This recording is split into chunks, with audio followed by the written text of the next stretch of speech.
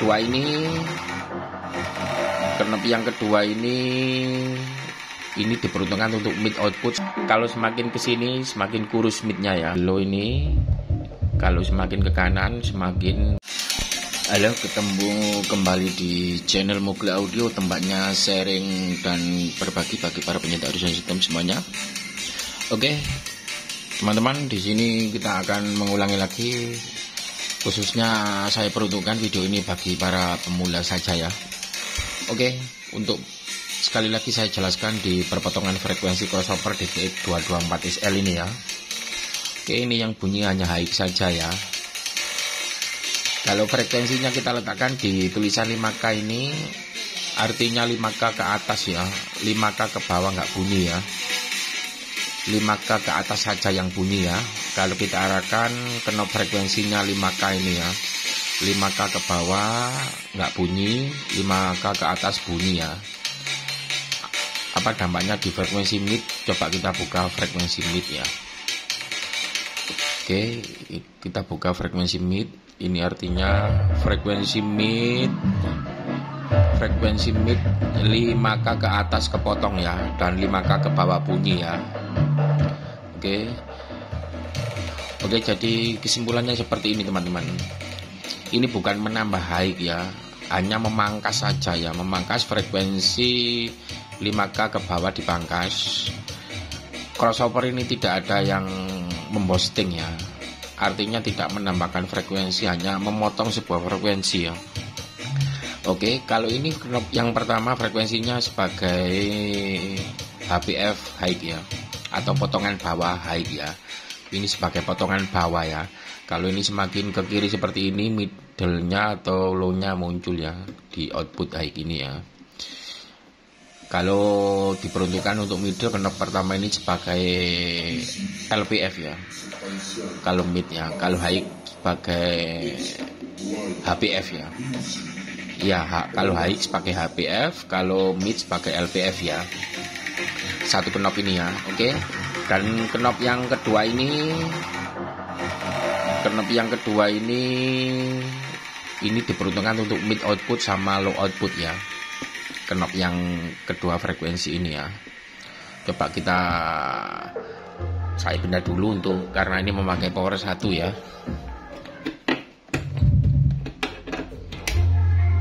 Oke, kita berfokus pada mid sama low ya.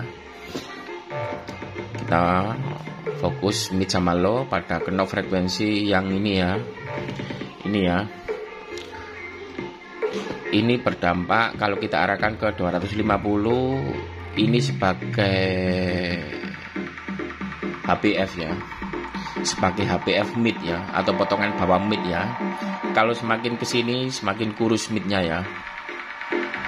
Bisa didengar kalau gini. Kalau kita buat 400, artinya 400 ke bawah dipangkas, diumpatkan di mid output ini ya. Kalau di low ini, kalau semakin ke kanan semakin keluar midnya ya. Oke, keluar midnya ya kalau di low ya. Kalau gini low-nya semakin mendem atau midnya hilang, tapi buat mid semakin ngelow ya. Oke, jadi kesimpulannya yang bisa digeser frekuensi atas maupun frekuensi bawahnya itu di mid output ini ya. Ini penggeseran untuk frekuensi atas atau LPF untuk mid ini, dan ini sebagai HPF mid ya. Jadi keduanya fungsi di mid output ini ya, kedua frekuensi ini ya. Dan low ini cuma LPF-nya saja ya, LPF-nya saja atau potongan atasnya low saja ya di knob ini ya.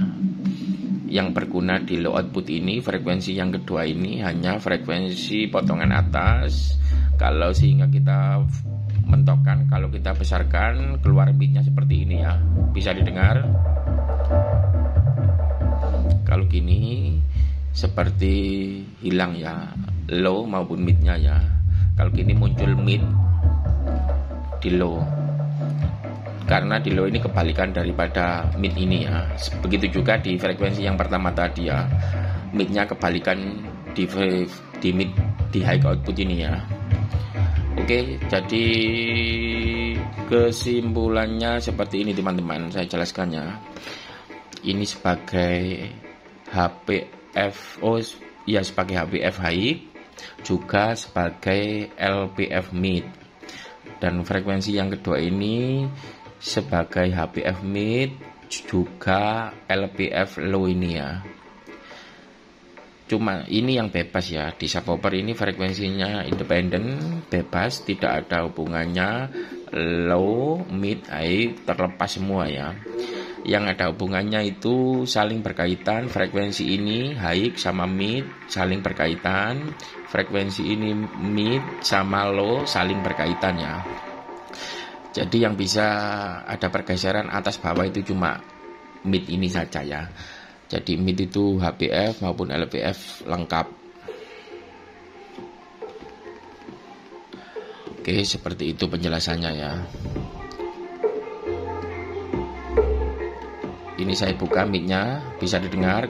Ini dalam tanda kutip crossover ini sudah modifikasian ya, sehingga dikecilkan mati total seperti ini ya. Kalau ini buat HPF mid, kalau semakin ke kiri semakin ngebas ya midnya ya.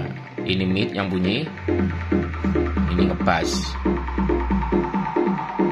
Kalau ini kita arahkan ke kanan, berdampak ke mid output semakin dribble ya. Oke. Ini mid output saja yang bunyi. Kalau kita arahkan seperti ini knobnya, kita mentokkan, ini kita kecilkan di frekuensi kedua, suaranya mid outputnya seperti ini ya.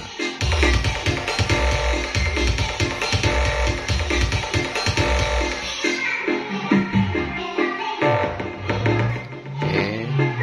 Hanya yang independen ini suara subwoofer ini saja teman-teman.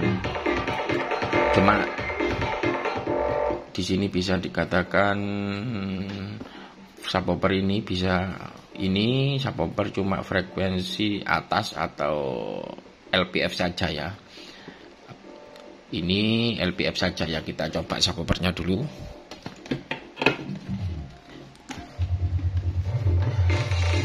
Oke, kita buka subwoofernya dulu. Ini subwoofer sudah bunyi.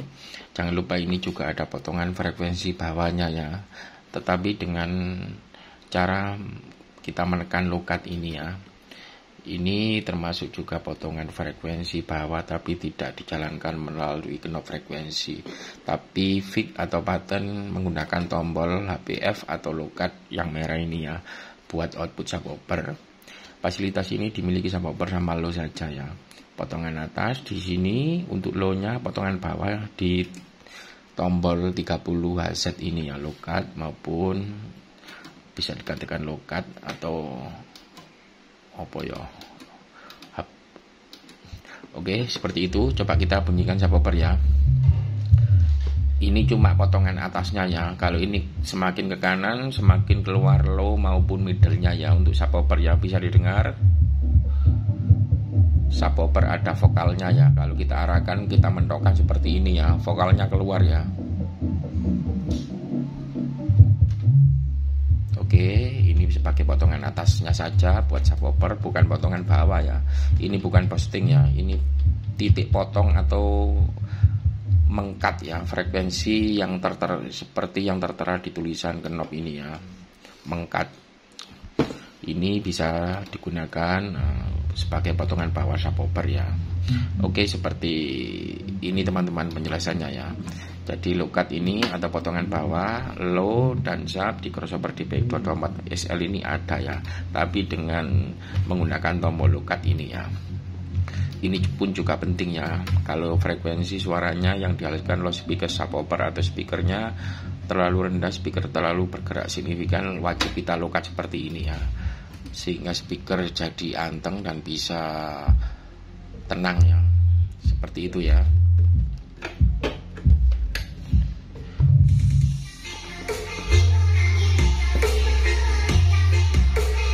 Oke, mungkin seperti itu saja buat teman-teman yang baru membeli crossover ini. Penjelasan singkat dari saya, mudah-mudahan bermanfaat dan bisa dipraktekkan di rumah sendiri ya. Oke, sekian dulu dari saya. Terima kasih. Assalamualaikum warahmatullahi wabarakatuh.